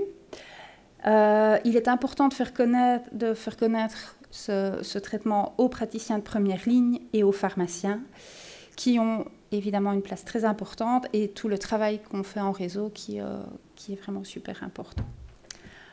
Voilà, merci pour votre attention. Merci beaucoup Marie-Ève. Est-ce qu'avant qu'on prenne le débat, est-ce qu'il y a des questions de clarification? Moi, je voulais juste bien insister pour que vous compreniez. Donc, le Buvidal en Belgique, il y a d'abord un papier à faire, à envoyer au médecin conseil de ce qu'on appelle nous la mutuelle, donc qui est la Sécu ou la caisse primaire, pour obtenir une autorisation, donc qui est d'abord de 6 mois. Une fois qu'on a ce papier, on peut prescrire. On prescrit au pharmacien. Bon, Marie-Ève dit que dans sa situation, le pharmacien lui livre, mais c'est chez elle.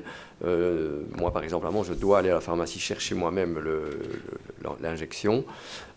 Et donc, il y a aussi, et on en discutera après, la perte de lien entre le patient et le pharmacien, puisqu'il va beaucoup moins chez le pharmacien. Oui, il va peut-être payer son ticket modérateur, donc sa quote-part personnelle, mais globalement, il voit moins le pharmacien qui avait un rôle finalement clinique dans l'histoire. Est-ce qu'il y a d'autres questions? Oui. Justement, je voulais savoir par rapport à la demande que vous faites aux caisses, est-ce que vous avez eu le refus à la part des caisses? Alors non, moi je ne l'ai fait pas papier, je l'ai fait en électronique. Oui, c'est une demande que tu fais quand même. Oui, bien sûr, mais donc ce sont des cases à cocher et sur une application, et je n'ai jamais eu de refus parce que la demande est formelle. La demande est formelle. Mais dans les conditions de remboursement, il y a quand même un paragraphe qui indique que le médecin garde des preuves de l'efficacité du traitement, et qu'on peut avoir une demande du médecin conseil de la mutuelle pour donner ces preuves pour continuer le remboursement du traitement. Donc, je ne l'ai pas encore eu, mais le jour où on aura un médecin conseil un peu tatillon, probablement qu'on devra l'avoir. Deuxième question par rapport au circuit, est-ce que vous avez envisagé de prévoyer en Belgique une administration justement pour éviter et donner plus de rôle aux pharmaciens, une administration par le pharmacien? Alors, moi je suis 100% pour, parce que les expériences, que ce soit au Canada ou en Grande-Bretagne par exemple, sont très concluantes. Le pharmacien prend un rôle beaucoup plus large que ce qu'on a en Belgique.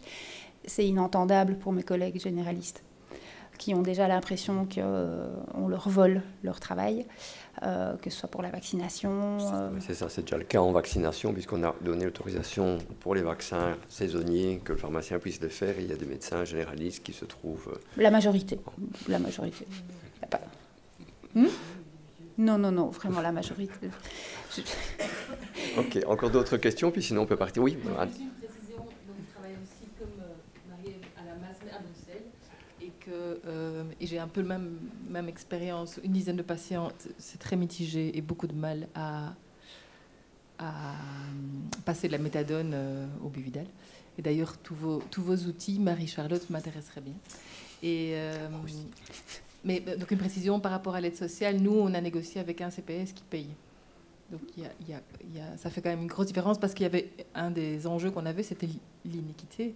On a la moitié de nos patients qui étaient sans papier, en situation irrégulière. Donc ça veut dire que de facto, on crée une iniquité. Donc au moins, il y a un CPS qui paye ça.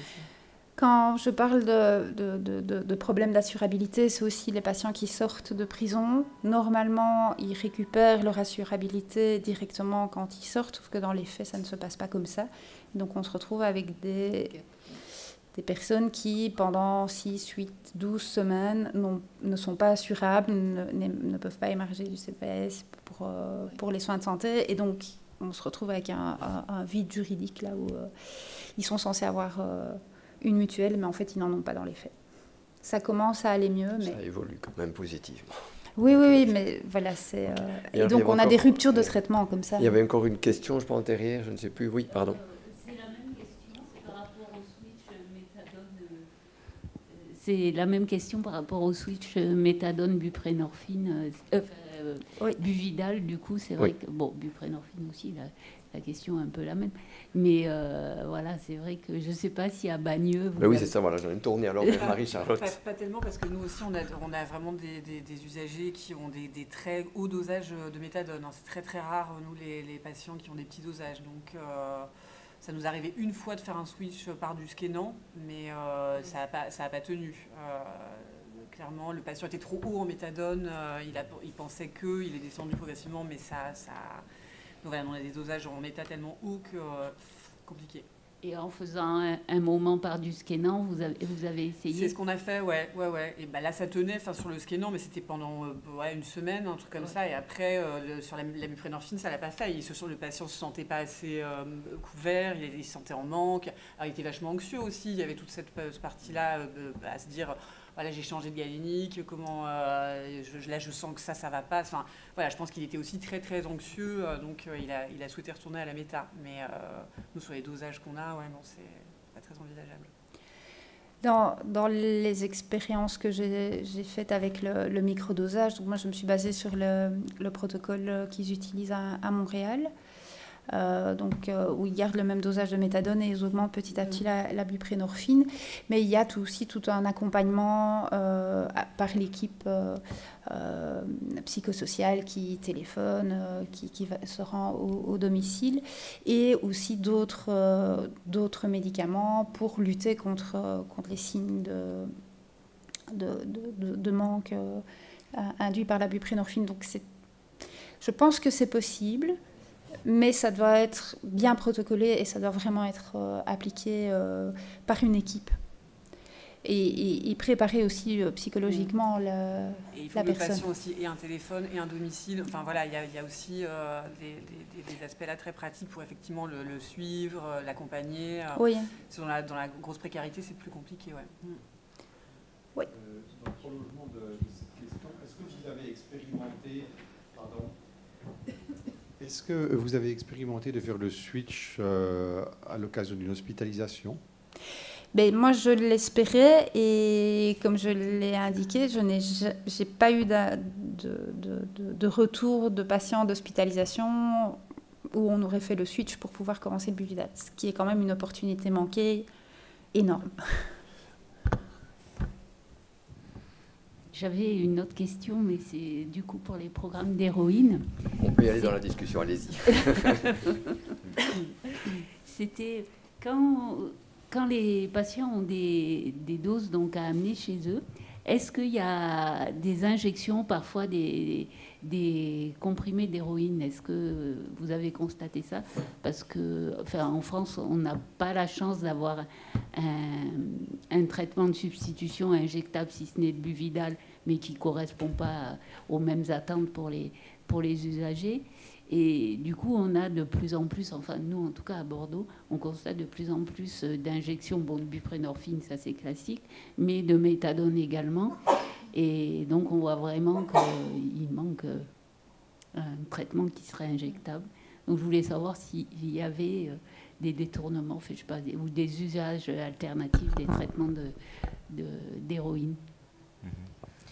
Alors, dès que les traitements sortent du centre, on ne sait pas exactement ce qui se passe, mais jusqu'à présent, on n'a pas eu de retour où on n'a pas suspecté que la personne a pu injecter. Mais c'est tout à fait possible. Après, voilà, on essaye de ne pas donner à l'emporter si on n'est pas sûr ou on a des craintes que cette personne pourrait détourner le traitement. Mais c'est pour ça que quand il vient, à chaque fois, on fait un entretien, on discute avec lui ou elle pour voir un peu comment ça se passe, mais tout est possible. Oui.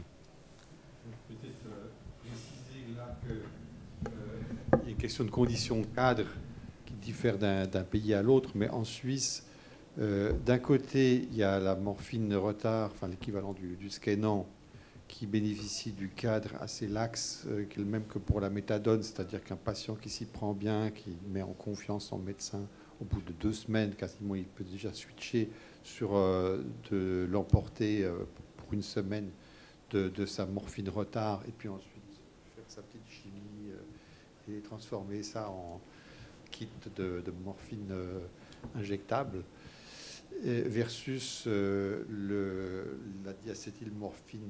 Malheureusement, je n'ai pas pu assister à votre présentation, mais je suppose que vous avez dû expliquer qu'il y a 6 mois quasi de passage sur place quotidien, et puis ensuite on est fliqué à mort par l'Office fédéral de la santé publique. Dès qu'on élargit le cadre, il faut justifier, quasi vérifier, etc. Donc, on sait qu'il y a du détournement. Alors, je ne sais pas si c'est revenu jusqu'à tes oreilles, mais je sais par d'autres sources que malheureusement, dès qu'on a ouvert le cadre avec la diacétylmorphine en comprimé, il y a des comprimés qui ont atterri sur la place. Et qui ont été échangés au marché noir, mais à prix d'or par rapport aux comprimés de morphine. Et puis je pense que les patients eux-mêmes doivent se rendre compte qu'en fait, on le sait par des études, les patients ne sont pas capables de distinguer en aveugle la morphine de la diacétylmorphine, ce qui est presque la même chose en fait. Donc je pense que la diacétylmorphine n'est pas très attractive, ou alors c'est considéré sur le marché noir comme un produit de luxe qui est marginal, quoi. À Liège, il y a eu une expérience pendant 2 ans de délivrance de diacétylmorphine contrôlée. Et les usagers, les patients avaient le choix, soit de l'injecter ou pas. Et il y a eu très peu, en fait, d'injecteurs qui... Donc, il y a eu un bras... méthadone et un bras diacétylmorphine. Et dans le bras diacétylmorphine, je pense qu'il n'y avait que 10% qui est injecté. Donc, même quand elle est injectable, ils ne sont pas très friands quand c'est dans quelque chose de contrôlé, je pense. Je voulais revenir vers toi, parce que j'avais été quand même assez marqué donc, dans ton exposé. Donc on sent évidemment l'évolution vers l'implication du patient de plus en plus dans le réseau, et de voir finalement que ce questionnaire structuré qui prend un certain temps avait renforcé l'alliance thérapeutique de façon assez majeure, quoi, en fait. Alors, bien sûr, je prends ça en disant pour moi, zut, je ne le fais pas, moi, donc peut-être que je n'ai pas assez de liens thérapeutiques. Oui, mais ça demande un temps aussi. Ça demande du temps, oui. Voilà. On le fait en binôme aussi. Psy, infirmier, ça aurait pu être aussi... Mais ça crée du lien sur du long terme. Ah, mais complètement. Ils nous racontent leur vie, c'est des moments, des choses qu'on ignorait totalement, et même des habitudes de conso qu'on ne connaissait pas et qui ne nous auraient pas dites si on n'avait pas creusé un petit peu. On l'expérimente parfois quand on a une étude en cours et qu'on inclut un patient et que là, on doit aller poser toute une série de questions un peu plus personnelles et tout. Effectivement, de dire, veux-tu participer à une étude Et du coup, il se livre plus, mais du coup, on a créé quelque chose où on est dans son intimité beaucoup plus que quand il nous dit librement ce qu'il a envie de nous dire, c'est-à-dire pas tout, quoi. C'est ça. Ouais, absolument. Et ça, vous l'avez observé vraiment, quoi. Bien sûr. Et étonnamment, ils ont accepté donc de répondre à toutes les questions. Oui. Alors, on leur disait, s'il y a des questions sur lesquelles vous ne pouvez pas répondre, vous ne répondez pas. Mais clairement, ils étaient là pour... ils étaient même contents, je pense, de passer ce moment avec nous, de pouvoir exprimer les choses. Ils n'ont peut-être pas si souvent l'occasion. Donc, autant que Anne, mais j'irai voir l'étude Opale, mais on serait intéressé à voir le questionnaire. Et moi, je voulais revenir sur le choix de la molécule, en fait, parce que justement, nous, on se rend compte que le patient, finalement, un patient qui vient pour une induction et qui ne sait pas choisir, il ne sait pas pourquoi il veut de la méthadone ou de la buprenorphine, et effectivement, c'est le médecin qui choisit, c'est l'air de dire ça. Alors nous, justement, on essaie de sortir de ça et de se dire, bon, on est en train même de faire une petite étude, là, pour l'instant, il n'y a pas beaucoup de patients, mais on cherche à faire ça, de leur demander, le jour où tu es venu faire cette induction, est-ce que tu te rappelles de comment le médecin t'a présenté les différentes molécules ? Oui. Est-ce que tu t'en rappelles ? Non, tu t'en rappelles pas. Pourquoi ? Est-ce que ça allait trop vite ? On lui recite effectivement toutes les galéniques qui existent. en méta et en bup. On lui demande, est-ce que ça, le médecin t'a présenté? Oui, non. Est-ce que ça, il t'a présenté? Oui, non. Et pourquoi tu as fait le choix finalement d'aller vers les comprimés? Donc il va dire parce que ça me semble plus simple, etc. Ou alors je veux pas d'injection parce que ça va me rappeler les injections. Enfin, en gros, on peut creuser aussi avec eux des aspects qu'on n'aurait pas envisagés. Et aussi, ça remet en question les médecins, se dire bon, je prescris ce que je connais. Enfin, je me dis que pour ce patient-là, ça sera ça. Oui. Or, pas forcément en vrai. Mais je suis tout à fait d'accord parce que je pense avec le recul que ça pourrait très bien, la BLP pourrait très très bien convenir à certains patients, même s'ils sont dans la rue, même s'ils n'ont pas de logement. Et c'est nous qui avons des freins en tant que prescripteurs. Dans votre expérience en Suisse, est-ce que donc justement ce genre de questionnaire est utilisable pour faire le choix en fait? On n'a pas de questionnaire, mais c'est dans la pratique habituelle de présenter tous les traitements au patient et de choisir avec lui. Le choix partagé, je pense qu'on le fait plus, mais peut-être du côté psychiatrique, peut-être. Parce qu'on est de ce côté, je ne sais pas. Je rebondis dessus. C'est parce que vous parliez tout à l'heure, vous expliquiez que la dame était une troisième ligne. Et donc, comment est-ce que les choix se font, par exemple, pour la première et la deuxième ligne? Alors, pour la première et la deuxième ligne, donc, on a la méthadone et la buprenorphine qu'on peut choisir au même niveau. Et après, on essaye de laisser les sévrelons, donc la morphine retard, en deuxième ligne, parce que donc pour les patients qui ont des contre-indications cardiaques, des allongements du QT, à ce moment-là, on privilégie les sévrelons, et parce que aussi il est assez détourné. Et la morphine retard, donc on essaye de favoriser méthadone, buprenorphine. Donc c'est comme ça qu'on fait normalement les choix. Mais donc ça devient un choix alors plutôt médical. Quoi. Oui, dans ce sens. C'est vrai que les internes, on constate que les internes qui viennent bosser chez nous, qui ne sont pas trop formatés par ça encore, effectivement proposent aux patients toute la panoplie et sans... effectivement, si le patient choisit ça, on va lui donner les avantages et les inconvénients et peut-être lui dire, effectivement, on va vous faire un ECG, voir s'il n'y a pas des complications, etc. Mais c'est vrai que les internes, on les voit, ils proposent toute la panoplie sans... Voilà, c'est souvent là les patients qui choisissent vraiment. Alors pourquoi ils choisissent ça? Nous, c'est ce qu'on essaye de creuser et on va essayer d'en faire une étude si on a suffisamment de matière. Parce que c'est intéressant vraiment de savoir pourquoi. Est-ce que c'est juste parce que le médecin en a parlé en dernier et il n'a pas retenu le reste? Est-ce que voilà, il y a plein on aimerait savoir tout ça. Attends, il y a une ancienne étude, ça remonte déjà aux années 90 où on constatait que quand le patient faisait le choix lui-même, il allait mieux avec ce qu'il avait choisi, même si nous, on aurait proposé autre chose. Ouais. Et donc, quelque part, il vaut mieux suivre le patient, mais peut-être qu'on doit aller plus loin dans les explications, et donc peut-être plus d'abord par un entretien comme vous proposez, en tout cas dans le Vidal. Mais qui peut-être devrait être généralisé. Oui, mais le problème, c'est que c'est du temps, et c'est ça le vrai luxe, c'est d'avoir le temps de faire tout ça. Et ouais. Il y a quand même un argument économique. On est censé avoir les assureurs sur le dos. Pardon. Si on prescrit d'emblée la morphine retard ou le L-polamidon, c'est 4 à 5 fois plus cher que la méthadone ou la bupré standard. Bon, sachant qu'en pratique, souvent les assureurs sont peu regardants. En fait. En Belgique, c'est facilité puisqu'il n'y a que la méthadone et la buprenorphine. On n'a droit à rien d'autre, on ne peut prescrire rien d'autre. Moi, dans mon expérience, 99% des patients viennent avec une idée très précise de ce qu'ils veulent au moment où ils passent la porte. Il n'y a même pas l'espace pour leur proposer les options. Vraiment, c'est très fort, quoi. Ils ont... Mais basé sur quoi alors leur propre expérience, ils ont déjà tout essayé, ils ont déjà tout testé, ou bien leurs potes. En tout cas, ils viennent. Ou bien alors, c'est parce qu'ils voient un de mes collègues psychosocial avant et qu'il y a une façon de formuler la demande, peut-être au premier entretien, qui est tiens, quel produit tu veux prendre. Peut-être que c'est quelque chose là où on ferme le débat, je ne sais pas, mais c'est sûr qu'il y a quelque chose à... Parce que je suis très frappée à quel point ils sont déterminés. Et je voulais vous poser des questions par rapport à l'initiation du Buvidal. Vous aussi, vous attendez de descendre à 30 ou pas alors à 30 mg de méthadone et vous faites un switch 40. Et vous faites toujours un switch par la buprenorphine sublinguale avant? Ah oui, oui. Un comprimé pour voir si c'est toléré, mais pas sur une durée plus longue. Non, mais on en a fait un ou deux, quoi. On n'a pas, enfin, moi, j'ai pas vraiment d'expérience de switch. On a des trop gros dosages. Nous, c'est... Ou alors un patient qui arrive en manque total de sa méthadone et qui a un sevrage plus, et là on peut induire un buvidal. Ça, oui. Mais c'est ça, donc dans vos 35 patients, la grande majorité était soit usagers d'héroïne, point. Non, ils étaient surtout sous buprenorphine Péros. Ah ok, c'est ça, vous avez beaucoup plus que nous alors. Que nous, ça reste une proportion très...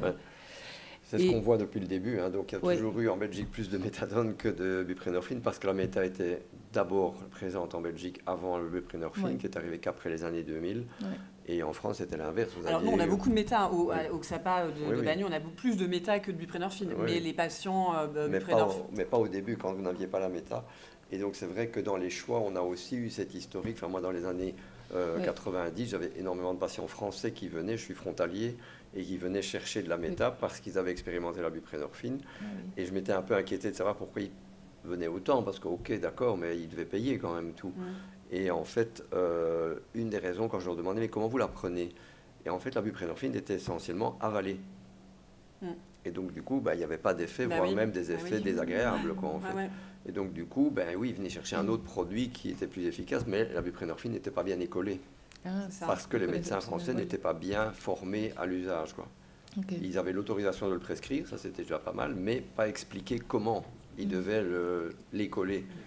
Et donc ça c'était... Alors il y a aussi des sevrages précoces parce que ils n'avaient pas non plus expliqué qu'il fallait attendre un peu avant de commencer la bupré, quoi. Enfin, voilà, et dans votre 35 bénéficiaires, quelle rétention vous avez? Enfin, ils sont tous encore sous traitement, tous? Ah oui. Et vous arrêtez parfois ou pas encore? Il n'y en a encore aucun qui a arrêté? C'est pour ça que c'est une vraie thématique qui m'intéresse, l'arrêt, parce que non, on n'a pas encore de patients qui ont arrêté. On a des patients qui ont diminué. Et vous espacez les doses? Alors c'est ça. Pour l'instant, nous, ce qu'on fait, c'est effectivement avec un patient qui aurait envie d'arrêter, enfin qui pense à l'arrêt, c'est de commencer vraiment à lui proposer d'espacer les doses. Ça marche, hein? Oui, ça marche. J'ai proposé les deux et ils veulent tous plutôt espacer. Je crois parce qu'alors il y a une notion de contrôle et ils viennent quand ils sont prêts. C'est ça. Mais bon, vraiment très tout petit échantillon. Mais non, c'est tout. Mais est-ce que c'est plus facile d'arrêter avec ça, je sais pas, un haut dosage? On en parlait avec Benjamin tout à l'heure, de vraiment partir avec la dernière dose, elle est très grosse dose parce qu'elle va descendre tranquillement, enfin voilà. Ou on y va des petits paliers, sauf qu'à un moment on est arrêté parce qu'il n'y a plus de dosage mensuel. Est-ce qu'on ne pourrait pas, au moment de la dernière injection, après reprendre avec les comprimés pour en diminuer gentiment? Pas d'en reprendre, quoi.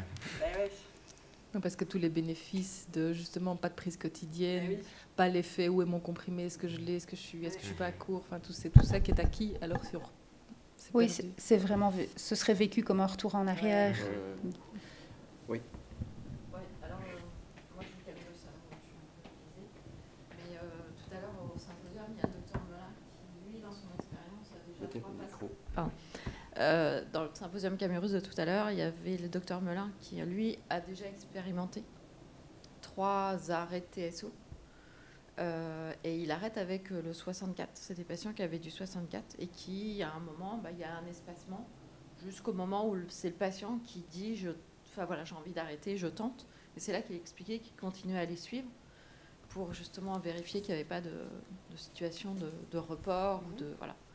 Mais en fait, c'est avec le 64. C'est vrai qu'initialement, on nous demandait beaucoup le 8 mensuel, l'équivalent du 8 mensuel, qui n'arrivera sûrement jamais, pour des raisons industrielles. Et du coup, le 64, les arrêts qu'on constate, qu'on nous rapporte en tout cas, sont avec le 64, avec un espacement jusqu'au moment où le patient finit par oublier de venir. Et du coup, c'est des signes qui disent que souvent le patient le veut par peur d'avoir du manque, et puis jusqu'au moment où il se sent suffisamment en confiance pour tenter de ne pas faire. Et puis il tente, et puis si ça ne va pas, on refait. C'est ce que... Voilà. Oui, au Canada, c'est ce qu'ils m'expliquaient. Hein. Ils ont le Suplocade au Canada. Et les arrêts de traitement, c'est des patients qui ne viennent plus. Ils ont espacé les injections et donc ils retéléphonent et le patient dit non, j'en ai plus besoin, j'ai pas reconsommé, j'ai pas repris, mais je n'en ai plus besoin. Mais ils continuent quand même de lui proposer des rendez-vous réguliers parce que le retour en consommation, ça peut survenir à n'importe quel moment, évidemment. Et comme pour le switch méthadone, c'est vrai que pour les patients de fort dosage, c'est pas dans le RCP, mais les expériences qu'on nous a rapportées, c'est plus en hospitalisation ou en détention, parce que oui. En hospitalisation, voilà. Mais donc là, il faut avoir un bon réseau vers la seconde ligne aussi, qui doit pouvoir être collaborante et compréhensive par rapport à ce qu'on a mis comme démarche en place. C'est très compliqué de faire rentrer un patient en hospitalisation, et pour le patient et pour le psychiatre, de lui dire je l'envoie parce que j'aimerais bien qu'on fasse un switch. En tout cas, c'est pas très entendable chez les psychiatres en Belgique. Hein.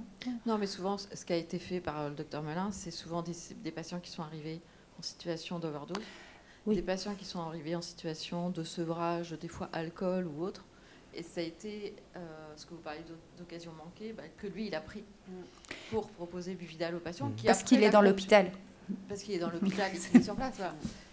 Après, il faudrait voir sur d'autres situations. Mais... Merci. Est-ce qu'il y a encore des réactions après ces débats intenses et riches, en tout cas, surtout, parce que je trouve qu'on a quand même beaucoup appris, même si on n'était pas nombreux. On a beaucoup partagé. Il me reste alors à remercier tout le monde et nous à vous applaudir de votre participation. Et vous pouvez nous applaudir aussi. Hein.